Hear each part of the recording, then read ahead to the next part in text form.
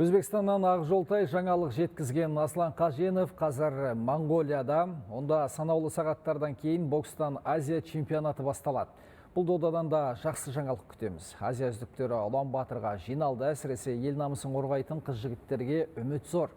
Олар осы жарыста барында жанында салып, жалпы есепте топ жару қажет. Анық-қанығын сол жақта жүрген әріптесім айтып береді, кезекті берейік.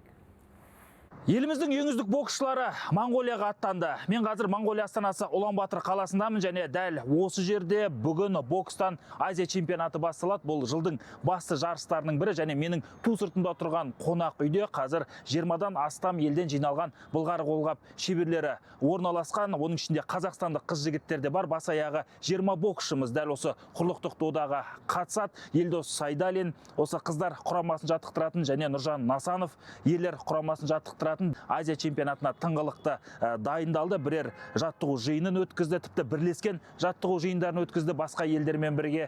Бұған қоса енді жыл басынан ұйымдастырылып жатқан халықаралық турнирлерге барлық боксшыларымызды қатыстырып, ең мықтыларын іріктеп алған болатын және енді дәл осы Азия чемпионатында барынша жақсы нәтиже тіркеуге тырысамыз деп отыр.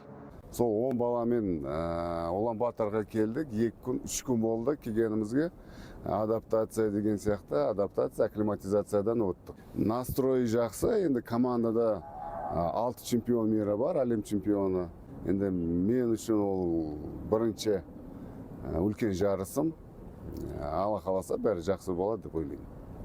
Күнделікті таңертең дәл осы жерде қазақ қыз-жігіттері жиналып, енді таңғы жаттығуды жасайды. Оның алдында әнұранды орындайды. Бұл да енді қалыптасқан дәстүр десек болады. Спортшыларды рухтандыратын, жігерлендіретін және бір ерекше күш беретін факторлардың бірі. Және әрине енді негізгі дүние бұл физикалық, психологиялық дайындық. Соңғы жылдары отандық бокс федерациясы шетелдерден де еліміздің түкпір-түкпірінен де ең мықты мамандарды жинап, кешенді дайындыққа көңіл бөліп жатыр және соның нәтижесін осы Монголияда өтетін Азия чемпионатында көреміз.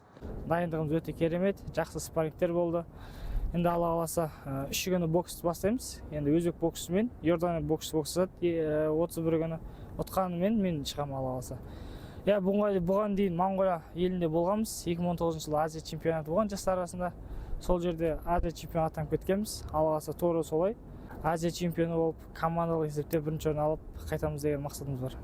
Жоғарыда айттым, Азия чемпионаты бүгін басталады және 10 сәуірге дейін жалғасады. Осы аралықта ерлер арасында 10, әйелдер арасында 10 боксшымыз бас жүлдеге таласады. Қазақстан құрамасы басты фавориттердің бірі саналады. Бұған қоса енді осы Азия құрлығында Өзбекстан құрамасы, Қытай құрамасы, Үндістан құрамасы және енді Жапония бар, Корея бар. Жергілікті боксшылардың да бас жүлдеден дәмесі бар. Осы командалар арасында қызу тартыс болатындығы анық. Енді қалай болғанда да барлығына тек қана сәттілік тілейміз. Біз күнделікті осы жердеміз, жарыстың басы-қасындамыз, спортшыларымызға ақпаратты қолдау танытамыз және қолымыз қалт ете қалса жанкүйерде боламыз.